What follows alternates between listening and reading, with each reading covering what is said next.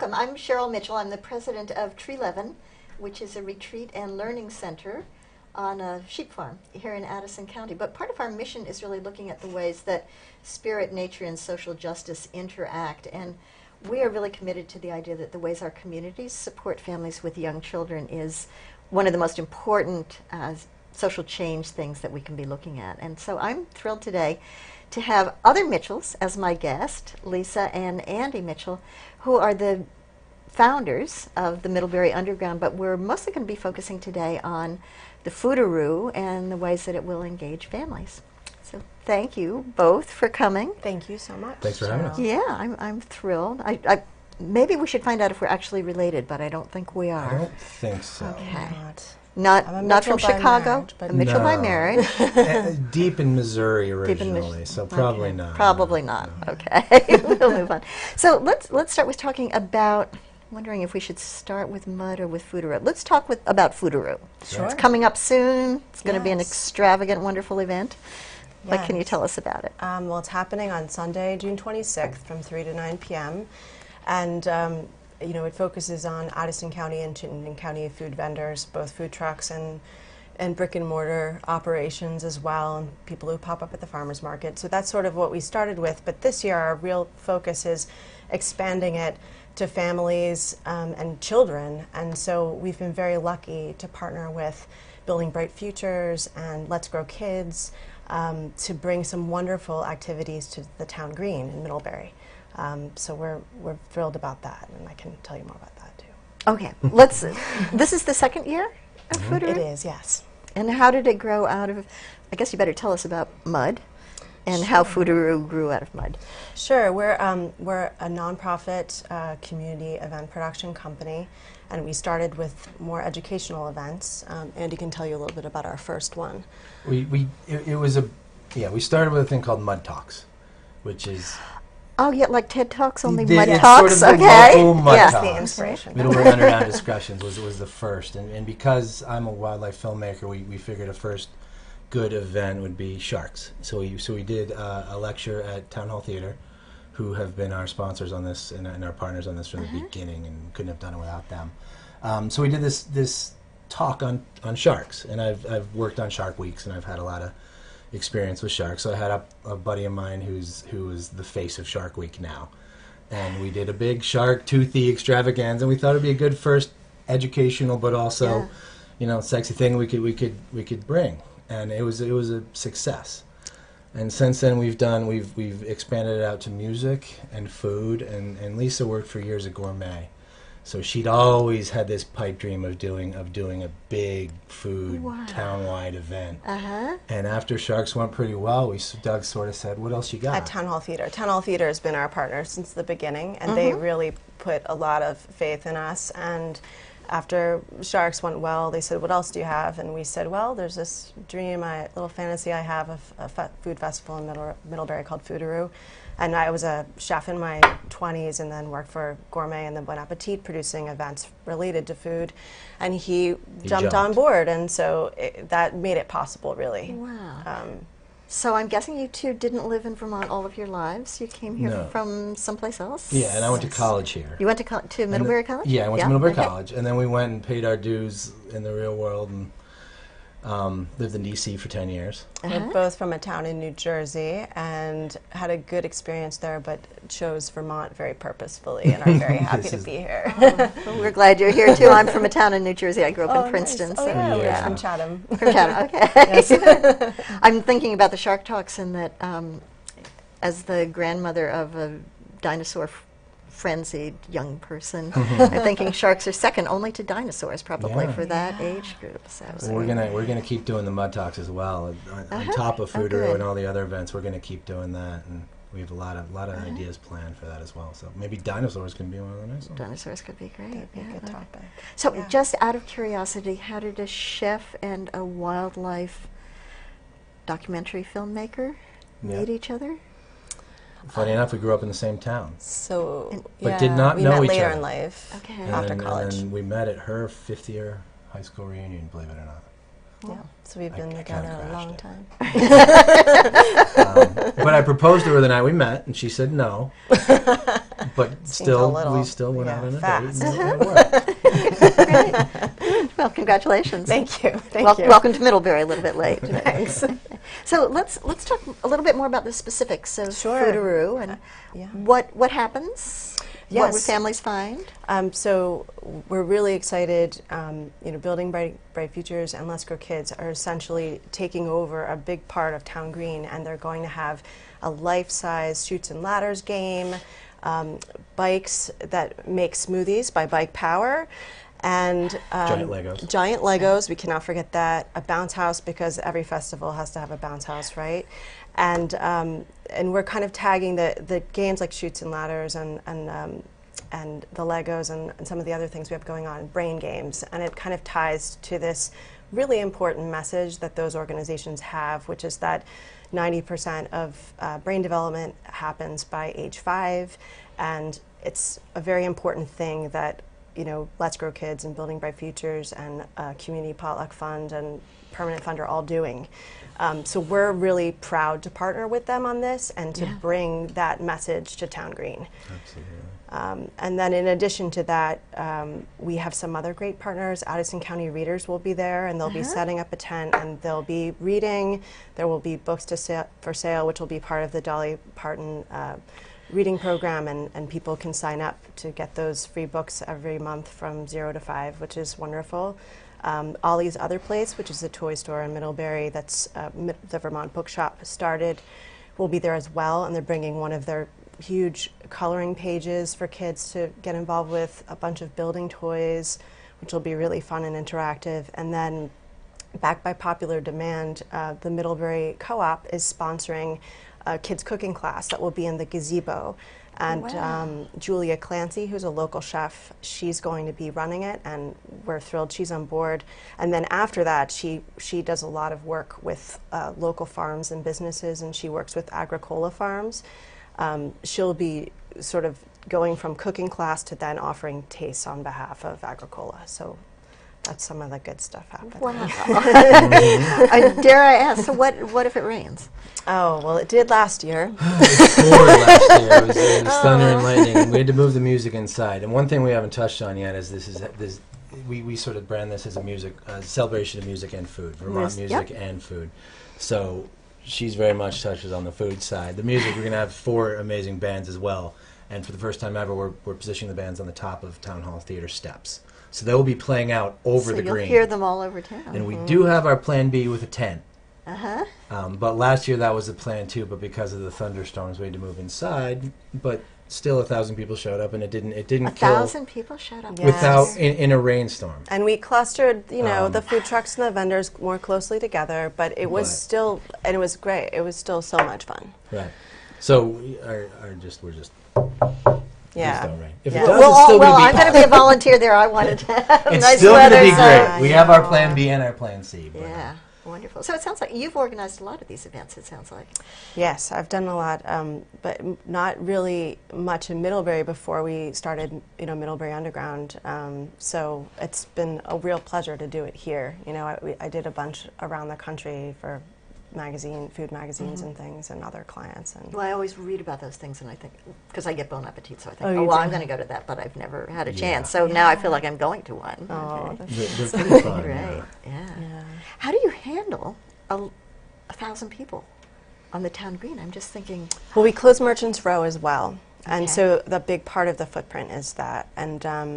And yeah, it actually, we didn't even use all of Merchants Row last year, and we didn't use much of Town Green, and it still really worked. And we had, it was a very nice crowd. yeah. And we met with the chief of police. We have our security on board, everything. But last year they didn't get a single complaint. wow, that's great. So we're just assuming the people that appreciate Vermont food and music aren't going to get rowdy. Yeah, it's a testament to Middlebury It's a and testament the to Middlebury. area in general. But it's a lot of work. Yeah. And we're counting tickets the folks at Town Hall Theater were counting tickets well into the night. And it is a lot of work. It's definitely a labor of love. Right.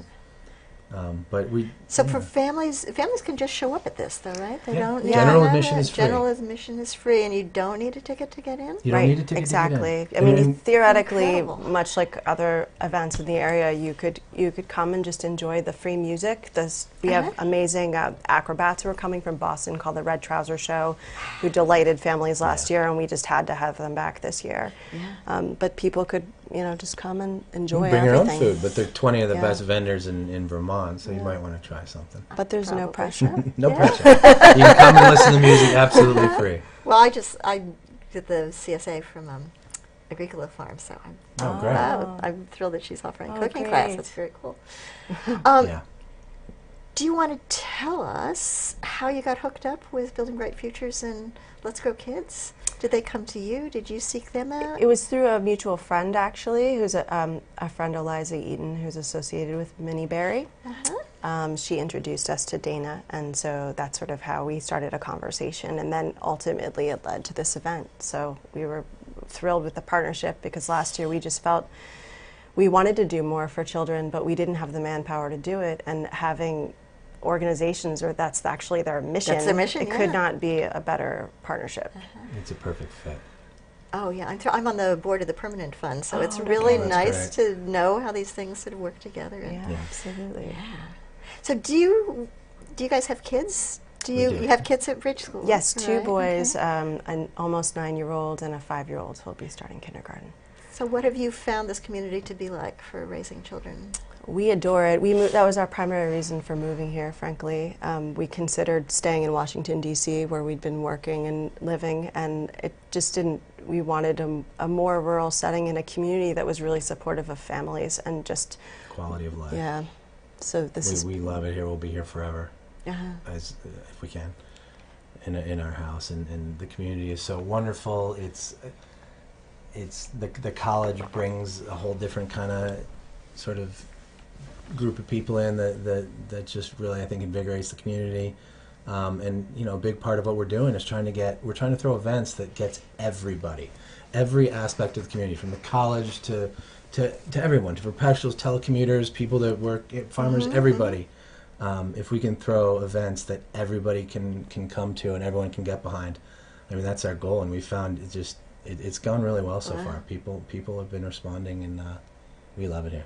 Were you aware of that as a college student, or how did you find You're out? such a narcissist when you're 19 years old. Like we really thought that the college monopolized the town, and then I didn't want to move to Middlebury, frankly, because I thought the college monopolized the town. But we found our dream home, and when we did, we realized no, it's an accent, and it all works together in this beautiful collaboration that we were pleasantly surprised about. And the college is one of our major sponsors, and Foodaroo as well. They're technically a super friend. A super fan. A super friend. I like it. Yeah. So the new president has really gotten behind this, and we love their involvement. So It's exciting to see things that are so mutually supportive and energy building going on. Absolutely. Very thrilled. Do you have dreams for other things that might, besides big events? Are there things that you wish were happening in this community in the future? yes. Yes. I just think the more we can kind of come out together as a community, the better. I just think I love just not only things we're excited about doing, but the Better Middlebury Partnership is doing a lot of good for the community. The chamber, I just think the more that we can kind of work together and then also do our independent efforts where we bring people together. Yeah. So I'm curious, because Let's Grow Kids, as you know, is really focused on early brain development, but also really trying to address this crisis in childcare. Whether you had to deal with that when you moved here, or were your kids already old enough that you missed the childcare crisis period of time? Our oldest went to Otter Creek Child Center, and that was a good experience. And our youngest is at Mary Johnson Children's Center, and that's been good as well. And I feel like a benefit of being a part of both of those communities is you get to meet just a wonderful range of families. But yes, childcare is very expensive, and there are some real challenges there. And I really think the work that those organizations are doing is tremendously important to making things affordable and sustainable for families who are working hard. Well, we're really glad that there are events like this that really will celebrate the importance of those early years, and maybe we'll get some social policy that really is a little bit more enlightened than what our nation has right now. So absolutely, thanks.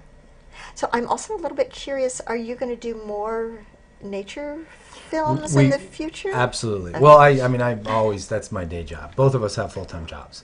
This is literally Excuse me, I'm not supposed to touch the table. and 2 kids, and she's the president of her board school, and I mean, so this is, like I said, a labor of love. We don't have time for this at all. Wow. What do you do for your day jobs? Well, I'm a wildlife filmmaker, and I she's a have writer. a communications business, and I telecommute to clients in Washington, D.C. that I had when I lived there, essentially. So yes, I'm always working 2 or 3 jobs, because as a freelancer you have to keep a lot of things going. But in saying that, I've made a lot of friends over the years that it's going to become a pipeline for our mud talks.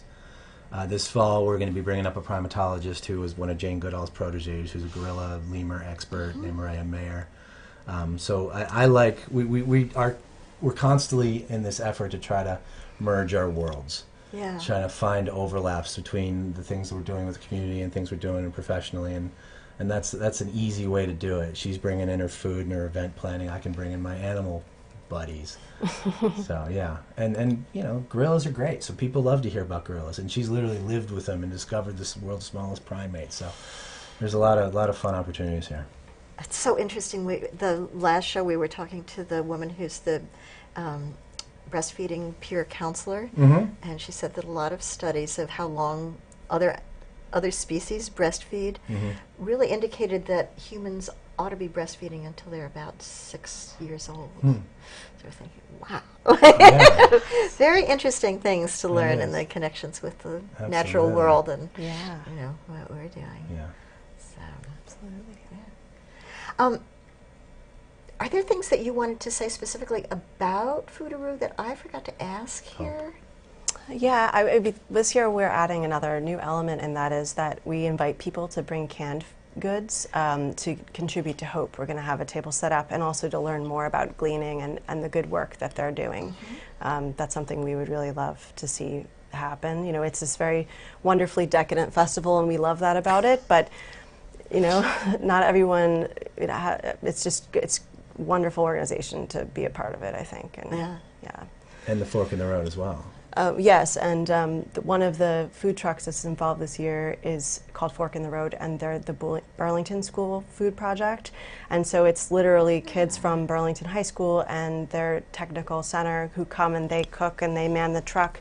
And this is their summer job. They go from festival to festival, and it supports their school and the farm to table movement. And so it's another great extension, I think. Wow, I would love to learn more about that. At one point, the ParentChild Center was thinking that they would do something similar, that they'd have a food truck and it would be a training site and maybe an employment site. So it will be really nice. Did you know them before? Or did they contact you about this? No, a friend of mine said you should really think about them, and I reached out, and I was, a friend who works at Shelburne Farms, and said they're great ally and wonderful, doing good work. So it's Fork in the Road and it's high school students. It's really cool. So and we should probably mention our. And then yes, we we have wonderful sponsors. Our superhero sponsor is Woodchuck Hard Cider. Our super friends are Building Bright Futures and Let's Grow Kids, Middlebury College, Middlebury Interactive Languages, and Casella. And then we have a bunch of other wonderful supporters, but which are all on our website. We're all on our website. Okay, and I think that the information about your website will come up at the end of the show, so people can find out a lot more. How do you? You're saying Casella's a sponsor. I'm just wondering, 1,000 people. There must be a lot of garbage at the end. How do you deal with that? Casella takes care of it. Well, they've donated their stuff, and a lot of manpower helps get it in the right place, and then they take it off for us. It's hugely So helpful. it's in-kind sponsorship, but it's really it's a Wow. dirty problem that they're cleaning. Very, very Yeah, they've been nice. very generous. We should also mention our bands if we have a minute. Oh, to do yeah. that. Please. The headliner, which Woodchuck is sponsoring, is Josh Panda and the Hot Damned, and he has given us a lot of time as well to create a Foodaroo video that will be on our Facebook. I'm doing a music video for his upcoming album, and we're kind of doing a pre-release of the music video as a Foodaroo sponsored short, which will be out in the next few days. Okay. So he's been amazing. He's been amazing. Dwight and Nicole is this sort of soul R&B married couple duo that just won the New England Music Awards Best Band of the Year. The Bengsons, one of the couple is Abigail Locals, Nesson Bengson, yeah. and she grew up here and she went to bridge school. They're coming, and then The Good Parts is a jazz ensemble that Justin Perdue is involved with, and they're fantastic. So we feel very excited about I it. love it. It's such a small. My daughter's also a musician. She's that's great. Anais Mitchell, and she's doing Oh, Hades I've Town met right now. So her. she and Abigail were, I didn't you know, put that. co-singers we- together yeah, for years. We asked her to be a part of the festival. She's a little busy right She now. was a because little her busy, show but just got we reached extended, out but- to your daughter. I didn't realize that was your That's daughter. great. Oh, well done. And Justin lived on our farm for Oh, wow. Oh, a no while. kidding. It's a You know, small back in the world, day, right? it is a very small world. It is, as you say, it's one of the wonderful things about living in a community like this. That Absolutely. people know and support each other. And, That's great. Yes. Well, maybe you can help talk us into getting her for next year. well, maybe next year. Yeah, we'll see how that goes. Good. Well, it's really thrilling that you're doing this, and I so much appreciate you taking the time to be on the show, too. Thanks for And having so us. for having I us. know It's a you lot must of be fun. crazy busy. I think you probably don't sleep. You've got 2 kids, you've got jobs, you're putting this on. Oh, Not enough. It's a pleasure to enough. be here. Well, thank you. Okay, well, I'll see you again on it's the 26th? Yes. Sunday the 26th, Sunday 3 the to 9. 26th. Okay, I'll be there in the Let's Grow Kids. Yeah. Awesome. Rain or shine. Rain or shine, Yes. we will all be there. Right on. Good. Okay. Thank you. thanks. Thank you. And thank you to those of you that are watching today. This is going to be such an exciting event.